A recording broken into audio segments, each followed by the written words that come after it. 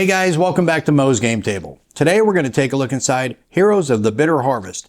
This is a new game for the Lock and Load Tactical System and is designed by Devin Heinley and published by Lock and Load Publishing. Well, I've covered other games from the Lock and Load Tactical System here on the channel before, and this is the latest to be released. This is a full game, and we are also going to be taking a look at the Enemy at the Gates expansion here shortly as well, which will expand this game even further. Lock and Load Tactical is one of my favorite tactical systems out there, and it's always great to see a new module come out. So let's take a look at the back of the box and see what this game's all about. On June 28, 1942, the German High Command launched the Summer Offensive, Case Blue, against the southern lines of the Soviet Union. Two army groups of 10 armies, nearly 35 divisions, and 2 full air corps were unleashed against the Soviet lines. It involved a two-pronged attack. One along the Axis right flank, driving to the Caucasus and the vital oil fields of Baku, and the other against the left flank in the direction of Stalingrad and the Volga River. The battle would rage for 2 months over several hundred square kilometers that would take the German army to the gates of Stalingrad itself. Heroes of the Bitter Harvest is a module for the Lock and Load Tactical series. It features fluid impulse-based turns, squad level and individual heroics, plus lots of armor and special rules to bring the fight to the southern steppes of Russia to life. German Lanzer, mechanized and armored formations, clash with Soviet Line, Guards, and NKVD divisions. New units never before seen in the Lock and Load Tactical series are introduced. The German Panzer IV F and G, along with the Mortar II and Stug 3F, join the battlefield, as well as the Soviet Tachanka machine gun wagon, NKVD troops, and the IL-2 Sturmovik. We also introduce a new leader type, the Incompetent Leader. The scenarios range from the city of Voronezh and through Rostov as far south as the Caucasus Mountains, into the footsteps of the Silk Road at Kolkata, and up and into the outskirts of Stalingrad itself. The steppes of southern Russia await you. And it is rated as a 6 on the complexity scale. Solitaire suitability is 10. And in the game we get 7 geomorphic maps, 6 counter sheets, 1 color module rule and scenario book, a color solo assistant booklet, 13 double-sided player aid cards, a single-sided player aid card, a heavy-duty box, 94 poker-sized cards, 100 tarot-sized cards, and 2 6-sided dice. So let's take a look inside and see what we get.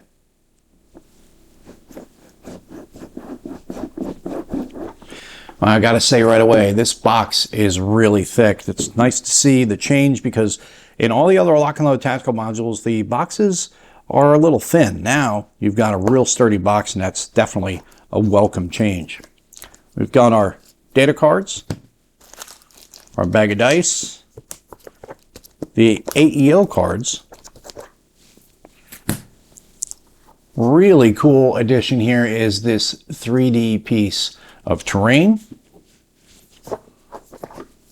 our standard size maps, the companion book, which is spiral bound, best way to do a rule book or a scenario module.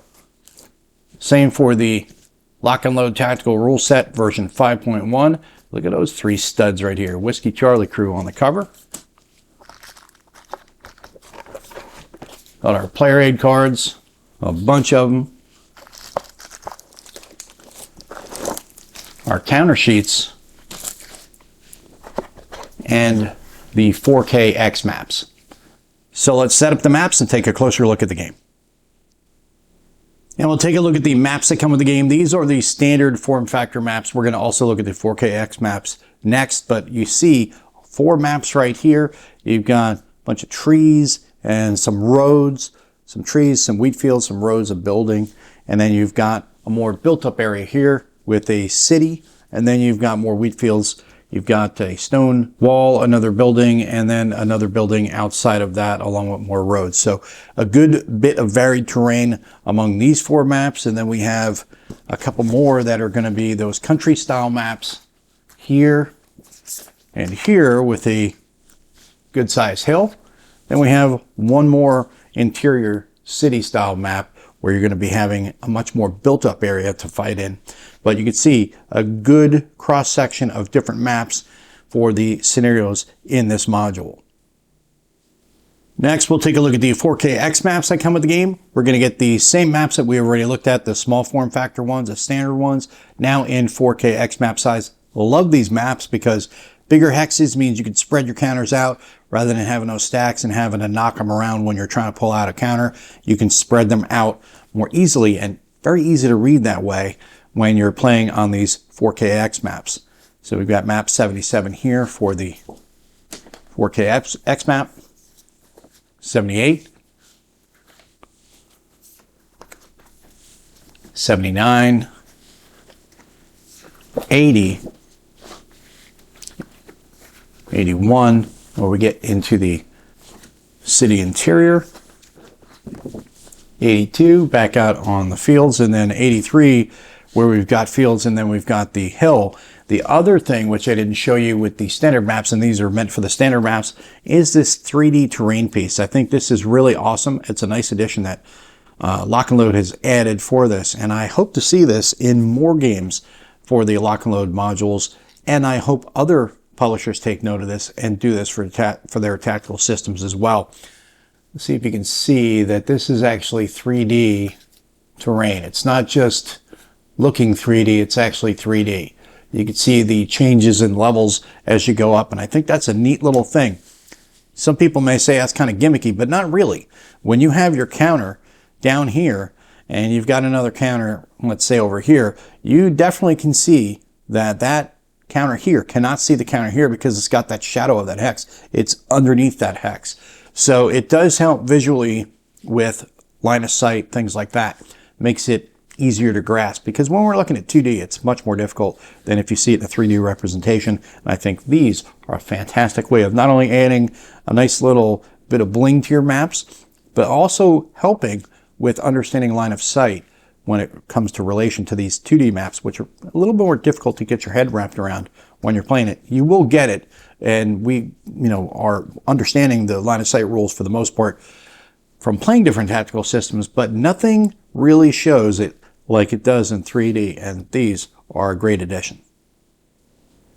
Next, we'll take a look at the player aids that come with the game, and if you're not familiar with Lock and Load Publishing, you are going to quickly learn that Lock and Load loves their player aid cards, and that is a great assistance to us as gamers, but it also is a little intimidating the first time you look at it. You're like, wow, there's like 15 player aid cards. I'm used to 2, so that's something to keep in mind when you are digging into your first Lock and Load tactical module. There's going to be a bunch of player aids. On this first one, we start off with the turn record and sequence of play tracks at the top. Below that, we have casualty boxes for both the Soviets and the Germans. Then we have the optional vehicle size OFT DRMs, which are going to be listed out for you here. Then you have your step reductions. This is really helpful during play, especially when you're first getting used to the system. This will tell you what unit you start with, and then when it gets reduced, that's what it gets reduced to, so that way you can pull out the appropriate counter as your units take casualties. On the next sheet, we have the terrain effects chart. This is 01A, 01B is on the back. On the left-hand side, we have a graphical representation of the terrain that they're talking about. Next to that, you have the name, the type, the movement costs for the different types of units, the target modifier, obstacle height, and then any notes that are associated with that piece of terrain. That continues on the back with 01B. Then we have terrain effects chart 02A, and this is going to concentrate more on the man-made obstacles like rubble, smoke, wrecks, wire, bunkers, things like that. It's going to give you the same information as you get with the natural terrain pieces. On the next sheet, we have skill reference card 01A, which will list out the different types of skills, as well as their effects in the game. We have Assaulter, Cleaner, Blitzer, Deadeye, and Deadly on this sheet. On the back, we have 01B, Die Hard, Fanatic, Inspirational, Decisive, Erratic, and Leader Hero. We continue on to skill reference card 02A, Op Movement, Preempt, Plow the Row, Shadow, and Slayer. And we finish out the skill reference cards with 02B, the Ambush, and Speedy. And we start off with our combat tables. Combat table 1 gives you your direct fire summary, damage check calculation table, overrun, and close assault. On the back, we have combat tables 2, which gives you the damage check table. Then on combat table 3, we have the direct fire DRMs for both attackers and the target. And on Combat Table 4, we have the Ordnance Fire Table DRMs for both the firing weapon and the target. On the next sheet, we have the Weapons, Ammo, and Targets 1, covering small arms versus infantry, small arms versus vehicles and helicopters, and mortar and artillery for offboard and aircraft. On the back, we have Weapons and Ammo Targets 2.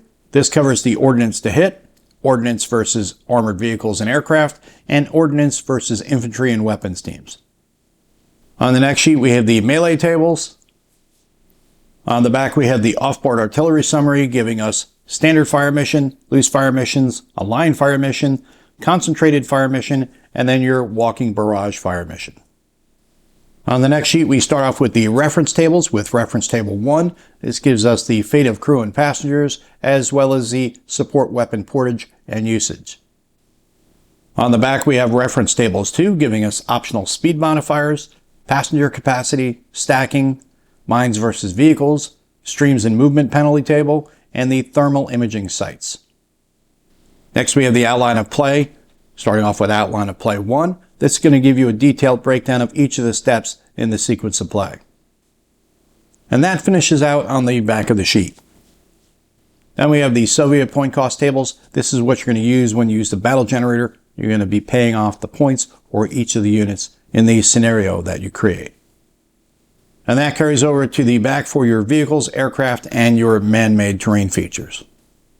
Then we have the same thing for the German units, which also carries over to the back of the sheet.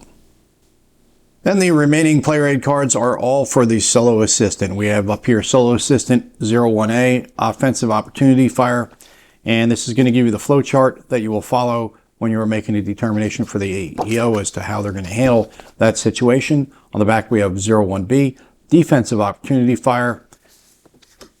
Then we have Fire Actions.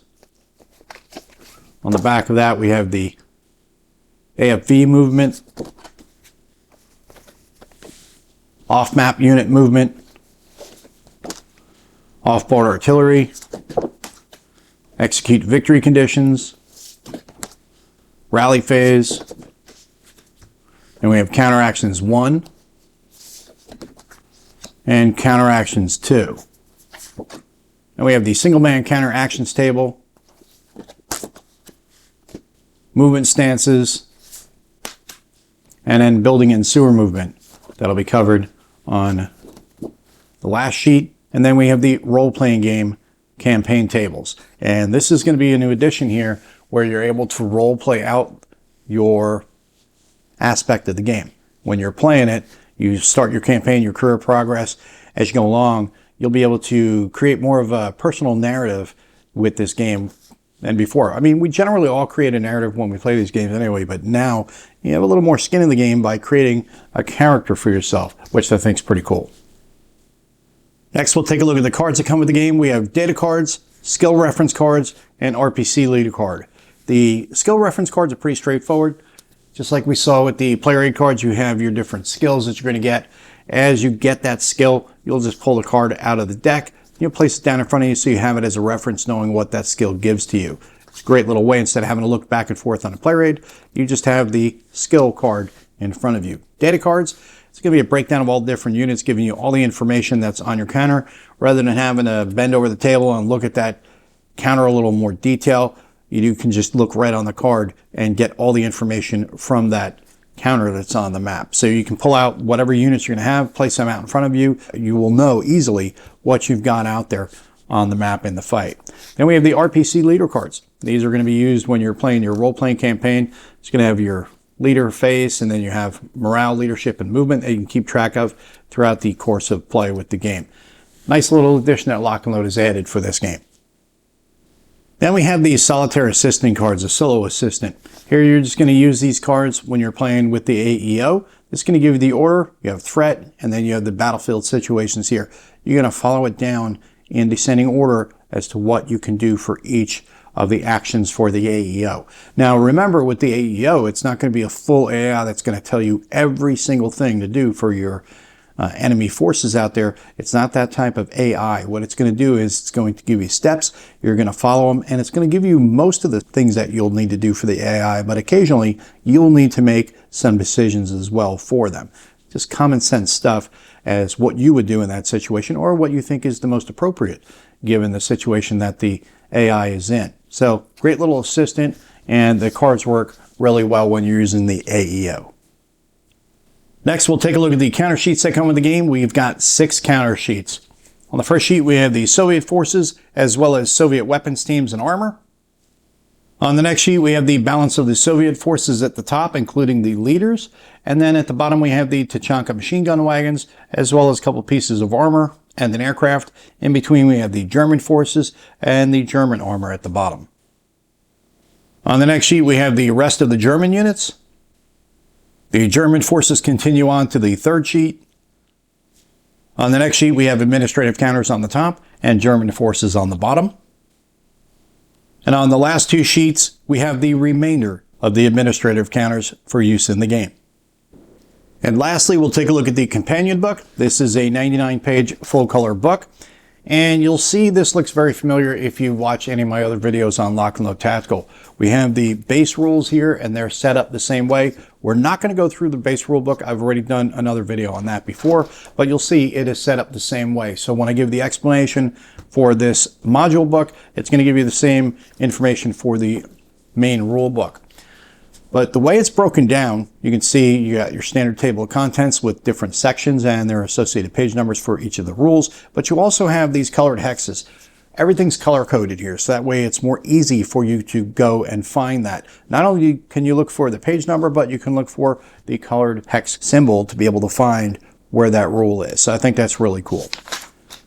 Start off with the introduction, a rules reference, weapons teams, the Tachanka machine gun wagon, module-specific smoke lane capabilities, incompetent leadership. That's going to be an interesting addition. That's not something that is absent pretty much anywhere in the world. Soviet commissars, fighter die, national characteristics for the Soviet forces, NKVD fanaticism, dedicated firepower for the motherland, Soviet squad reduction, German squad reduction, all explained to you here, ordnance to hit tables, no rear armor, open top vehicles, like for the German Mortar II, which is what they're talking about here. That is an open top vehicle. It has 3 sides of armor, but the rear is going to be open. So that way you'll be able to get in there and shoot them from the rear with small arms fire. Scenario information and your data cards, which we've already looked at. And then you have the role-playing campaign. Then you got Lock and Load Tactical Digital, which is a lot of fun if you don't already have it. Go over to Steam and check it out. Gives you a breakdown of the role-playing campaign introduction here, how to set that up. Only a couple pages. Not going to be too detailed, but it will add an interesting aspect to the game. Then we have the Solo Assistant, which is going to break down all of the steps for playing your solitaire games and how to use your AEO, the Solitaire Assistant cards, which we already looked at.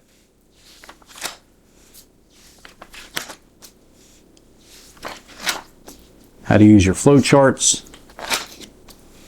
Then the Solitaire Setup Guide, because each of the scenarios is going to have your base 2-player game setup and then your Solitaire setup. Now we have the Battle Assistant version 3.0, who's player 1 and player 2, your Solo Assistant force size, posture, force pool points. This is what we were looking at when we were looking at the point costs. This is how you're going to break all that down. You're going to be setting up your map placement, how to deploy for meeting engagements, you're placing your victory locations, assault deployment areas, how to win assault engagements, aircraft, airstrikes, and snipers, purchasing your units, which is what those point tables are for. And then we actually get to the scenarios for this module. Queen's Pawn to Queen's 3. It's going to give you a breakdown of the order of battle, the scenario essentials, and then the special scenario rules. All these scenarios are going to follow the same format, and then you're also going to have your solo setup. The Steel Wall. I want to get past that because that's paragraphs. I don't want anybody. Don't cheat and pause and read that because you're not supposed to until you get to that point when you're playing the game. 5th Tank Counterstroke. Tooth and Claw of the Bears. Again, more paragraphs. Don't cheat. Urban Renewal. Now we're in Foreign Edge.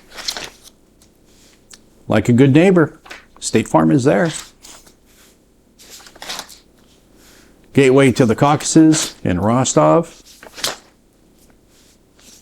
13th Corps Wild Ride, Fire on Hill 150, and there's your Hill 150. In the footsteps of the Silk Road, Beginning of the End, and Far From Home. And then we get to the credits. And we have the charts and tables here for the last set of pages. These are all the charts we've already seen with the player aid cards, but Lock and Load also adds them into their rules and into their module books, so that way you have it in the book as well as on the table with the separate player aid card, which I think is fantastic. They go out of their way to make sure you have everything you need very easily accessible and in multiple formats. Then you have the role-playing campaign log, battlefield experience log, the Soviet point cost tables, the German point cost tables, the terrain effects chart, your turn record track. Then we finish off with the skills. And one other thing I want to say before we go any further with this is big kudos to Lock and Load. I would love to see other publishers follow the same format using the spiral bound rules and module rules. I think this is fantastic. Look how flat this sits on the table. When I do these other videos, I got to hold it down with one hand sometimes. Sometimes with the paper ones, you can just lay them open. And when you get to the centerfold, that's actually going to lay pretty flat. But other pages, you got to kind of hold down sometimes and bend them back, things like that. But with this spiral bound, you don't have to worry about that at all. This is a fantastic way to do your rules and do your modules, because, you know, another thing I love about it too, just flip it over. And if you just need one sheet for reference during a game, you can just fold it up. You're saving table space. It's much easier to read, and you're not destroying your rule book either when you're using it like this. So we'd love to see other publishers follow suit. It's a great job by Lock and Load Publishing. And that is a look at everything you get inside of Heroes of the Bitter Harvest. This is a game designed by Devin Heinley and published by Lock and Load Publishing. Well, it's great to see another Lock and Load tactical module out right now, and East Front, which is, of course, one of my favorites. You start off with Case Blue, you add in the expansion, which we're going to cover on the channel after this, and you have Stalingrad as well. So quite a bit of East Front action that to be had here in this box. If you're an East Front fan and you've not played Lock and Load Tactical System before, you've got this and Heroes of the Motherland to check out. Heroes of the Motherland also has an expansion, Valor of the 13th, which we've already covered on the channel. And between the two of them, you're going to have a lot of East Front fun to enjoy. Love the way Lock and Load is leading the way when it comes to tactical systems especially, but just in publishing itself with their manuals. Spiral bound manuals are fantastic. You've got spiral bound companion book and the manual here for the rule set 5.1. I think that's fantastic when you've got spiral bound manuals. You can better lay them out flat. You can fold them over, things like that. That is a huge bonus, I think, in my opinion. And I'd love to see other publishers follow suit. The other edition, and some people, like I said, might think it's a little gimmicky. I don't. I think it's fantastic, is having this 3D piece of terrain. You can actually see, when you put the counters down, line of sight a lot better. And I think this is fantastic. Plus, it does add to the overall presentation on the table itself. Love to see them do some more of that. I know they are looking at doing other additional things, and hopefully that will come to fruition for future modules. But love this 3D terrain. I think it's fantastic. Love to see a lot more of that added in.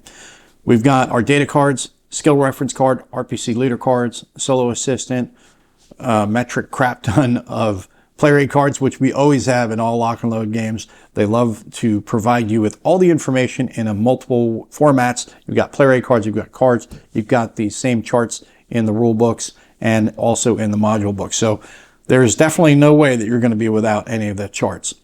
The counters, be real careful with these. They're going to fall right out. They really are easy, very simple to punch. And they're pre-rounded and nice and thick. Fantastic quality as always from Lock and Load Publishing. So, like I said, if you're into the East Front and you're wanting some more action, Heroes of the Bitter Harvest is the one to get.